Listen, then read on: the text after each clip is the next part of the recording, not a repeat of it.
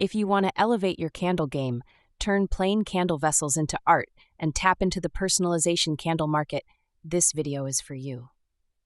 Personalization is a best-seller for Easter, and with more and more buyers looking for personalized candles, I have your back. Watch as we apply our secret sauce, both engraving and sublimation, in this video. We will take you step by step so you can make your own candle art. If we haven't met yet, I am Kimberly Patterson, and I teach candle makers how to create candle art using engraving and sublimation. Let's turn this plain vessel into art. In this video, we are going to go step by step so you can follow along and create your own candle art. If you have not purchased sublimation supplies, I have a video on what to get and where to get it. I'm going to insert it here. If you already have your supplies, then just skip to the next section. Curious about candle sublimation and need supplies? Let's go shopping. Let's start with our candle vessel. You may already have your candle vessels, but if you don't, let me show you what I use. Any of the light color vessels from Makesy sublimate beautifully. Cream, white, sage, light blue. You can buy these in the 12-ounce or 8-ounce size. I shop Makesy when everything is 20% off and I get free shipping. I have used vessels from Amazon as well, white and light pink. The only candle vessels I have found that don't work for sublimation are ceramic vessels, clear vessels, or glossy colored vessels. Experiment and have fun. Next is our sublimation printer. I use the Brother SP1. Any sublimation printer will do, so if you have a different brand, use that.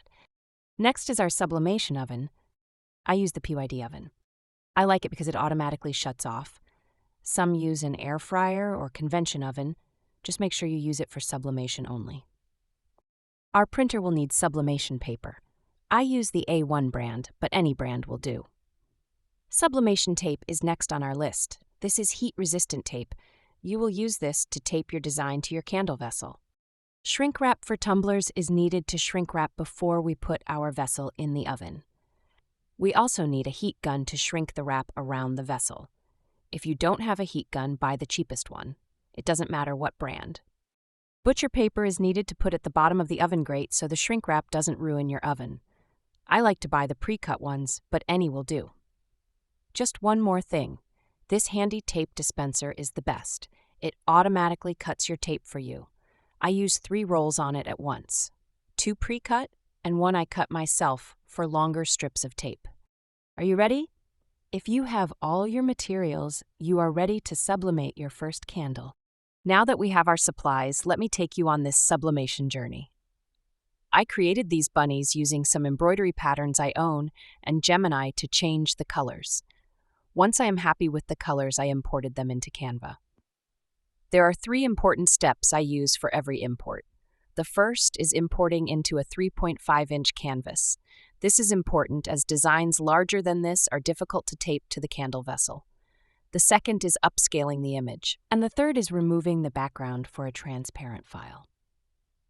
I have also selected the white matte candle vessel for this project. White is my go-to for sublimation. It keeps the colors true. Note, I am not using sublimation blanks for any of my sublimation projects. I use the candle vessels I would normally use for any project. Sublimation works on most matte and frosted candles because the coating already has the ingredient needed for sublimation. If you've been wondering what sublimation is, here's a simple explanation.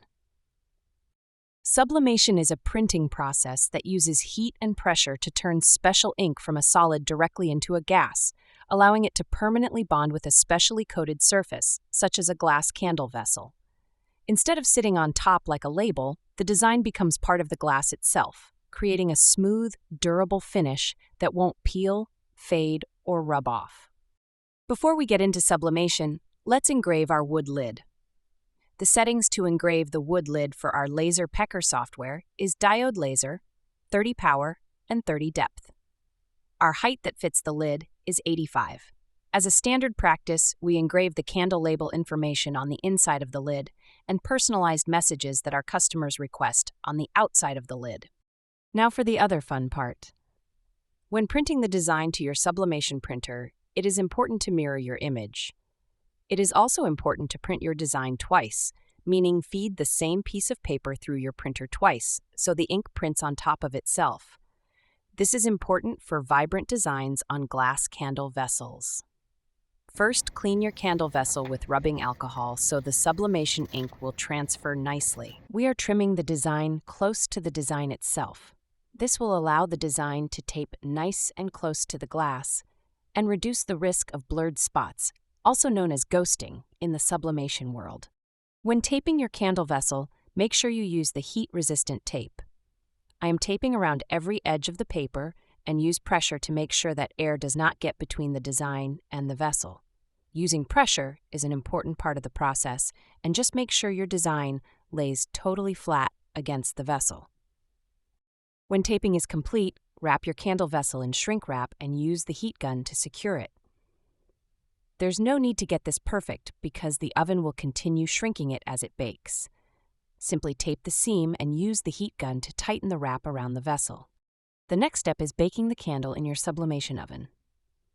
We start by placing a sheet of butcher paper on the oven grate to protect it from any melted shrink wrap. Set the oven to 390 degrees for 6 minutes. This oven automatically shuts off when the cycle is complete, which I love because it means I don't have to babysit the project. You can place the candle in the oven before it reaches full temperature. Allow the candle to cool for at least 30 minutes before unwrapping. The candle is cool to the touch and ready to unwrap. Before removing the shrink wrap, check inside the vessel for any signs of ghosting. If you notice ghosting, retape without shifting the original design and rebake. This usually corrects the issue, but it's critical that the design does not move. As you unwrap, the shrink wrap may feel tight and difficult to remove. Take your time and work carefully so you don't scratch the surface of the vessel. It's exciting to see the final result. A plain vessel is transformed into candle art, a keepsake your customer treasures long after the wax is gone. Paired with an engraved lid that displays their personal message on top, the candle feels even more meaningful and special. We placed 2 designs on this vessel, but you can comfortably fit 3 for a beautiful wraparound effect. Now the candle is ready for wax and wick. These candles are dishwasher safe and the design will not fade or wear off. I hope you enjoyed this edition of The Candle Artist Way. If you're interested in learning more, you can get my book at cost, which details all the supplies, steps, and settings to make your very own candle art. Please like and subscribe if you enjoyed this video. If you want to learn more about candle sublimation, I think you will love this video next. See you next time on The Candle Artist Way.